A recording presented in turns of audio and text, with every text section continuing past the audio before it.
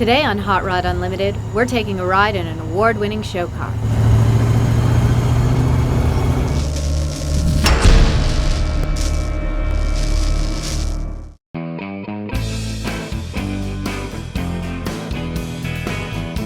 We're in Bennington, Nebraska to visit CAL Automotive Creations, where we're meeting Andy Leach, the builder of this year's Ridler Award winner, a 1940 Ford nicknamed Checkered Past. Well, here's what we got. A couple projects going on. Quick 57 that we're doing some fab work on. We're not going to talk about that yeah, for secret reasons. We can't talk about that one. That one's kind of hidden. CAL Automotive Creations builds hot rods. Anything from a mild hot rod to an award-winning Ridler car. My dad got me involved in cars when I was 14 years old. From that day on, it's pretty much all that's mattered. This is a 71 Cuda, we're building for Scott Peterson out of Harlan, Iowa.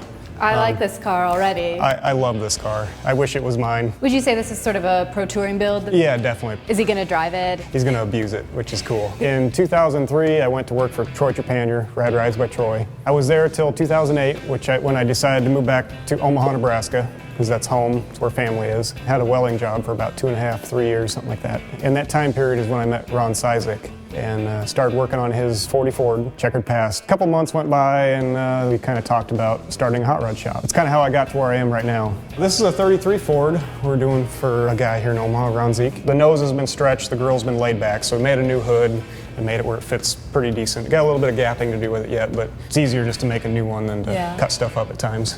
This is our salt flat car that we're doing for Ron. It's a 34 Chevy 3-window. Everything you see here has been made from scratch. We basically recopied the bodies. The top's been heavily chopped and reworked. So it's really cool to see all these unfinished projects, and we're really looking forward to seeing them finished, but this isn't really why you invited us here. Nope, you guys are here to see the Ridler car. So we're gonna take Checkered Past out for a little drive and you guys are gonna capture it.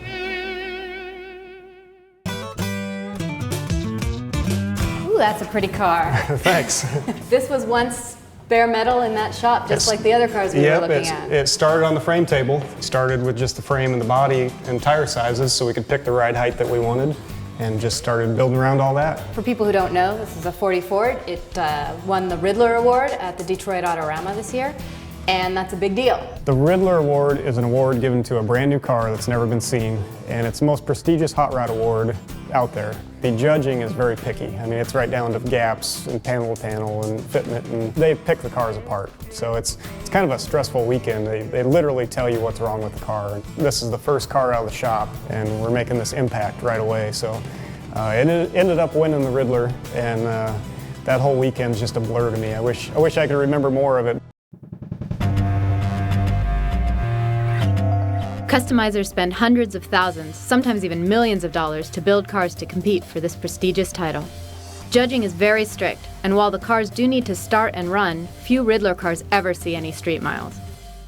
Building a show-quality car requires talented fabricators and designers. When Ron and Andy first started the 40 Ford, they knew they would need a team to make it happen.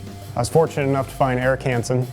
Met him through a friend of mine. He's just one of those guys that you just kind of show him a little bit of the way and bam, he just takes off and he can figure it out. Very intelligent, very good fabricator, extremely good mechanic. He's a flathead guru.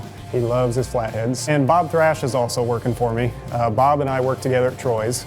Bob is extremely talented designer and fabricator. Smart guy, intelligent guy himself, and basically he can do it all just like Eric. With the fuel injection and stuff, we came to the point where we needed a tuner, and I had a guy lined up, and at the last second he bailed. Bob Thrash posted something on Facebook about we need help tuning. Right away somebody fired back, Scott Clark.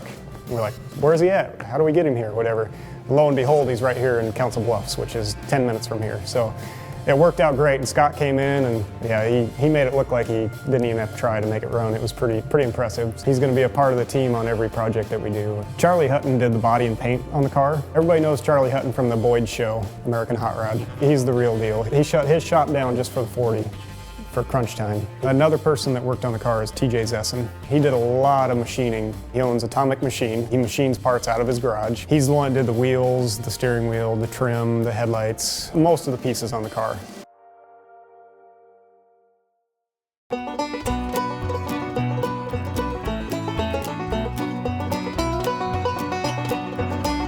Andy and his team, including the car's owner, Ron Cizek, knew they wanted their car to be more than a trailer queen.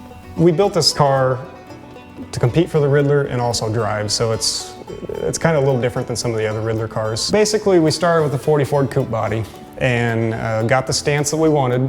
And then the big change with the car was it was wedge sectioned 1 inch in the front and 0 at the back. And when I had that wedge laid out, I went ahead and wedge chopped the top 3/8 of an inch. So the top and the body were brought down together. Just proportionally, it works better. A typical 40 grill goes straight up and down. So we kicked it back quite a ways. The 40 Ford headlights are kind of cool because we machine new ones and they're real crisp being machined. And they've got all kinds of little details even inside the headlight itself. Yeah, that's a Harley Davidson headlight, and they had a Harley badge in there, so we cut the headlight apart and then machined a little Checkered Past flag to cover up the Harley badge. You know, the more you look at this car, it draws you in and you start seeing details. The trim on the car is pretty neat. We machined all this out of just straight flat pieces. We did the Checkered Past script in the trim. We took a Halibran style wheel, a 60s kind of race wheel feel to it, and then with a little modern influence with the spokes sweeping way out. The racing feel with the spline nut knockoff. Once again, the whole car, we kind of wanted a little bit of a 60s race feel to it, but yet modern. You guys did a lot on the back of this car as well. Yeah, like the rear fenders here, basically this whole rear section was made new from scratch. And once the metalwork was all done here, we 3D scanned the fenders. Because we always knew we wanted a flush fit and taillight. The lenses were actually 3D printed, which is really cool, because we couldn't find a red material that would work, so we had them printed.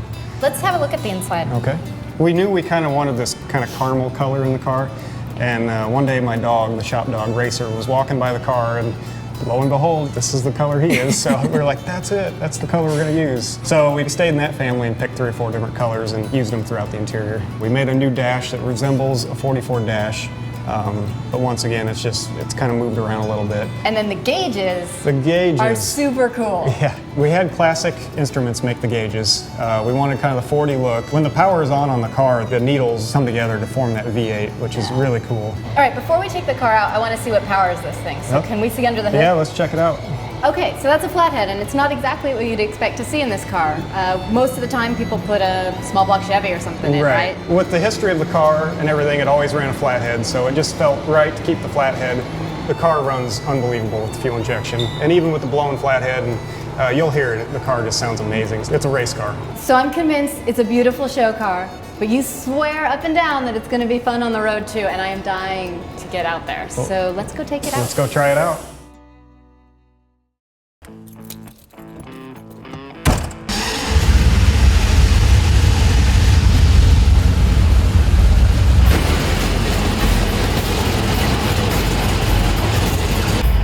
Ridler car over gravel right now. You guys can't see it out there maybe, but...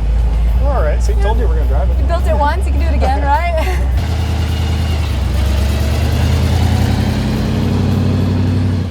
You'd expect the ride in a Ridler quality car to be plush, and it is. The interior is immaculate, and the engine sounds much more aggressive than you'd ever expect from a flathead.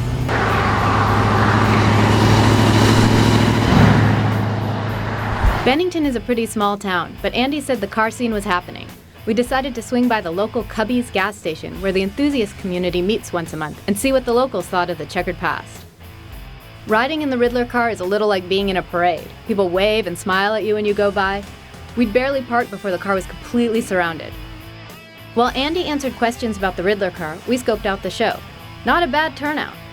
We can't recall the last time we were at a Friday night car cruise where a Daimler Ferret showed up.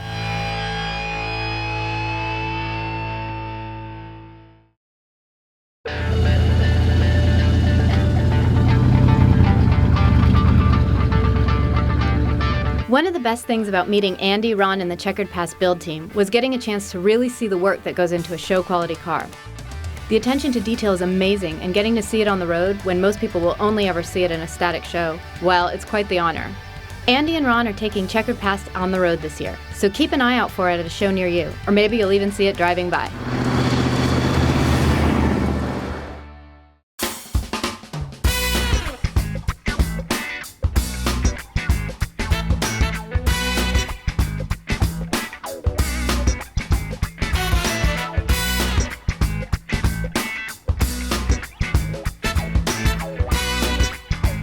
You're gonna edit this so I make sense, right, Clint?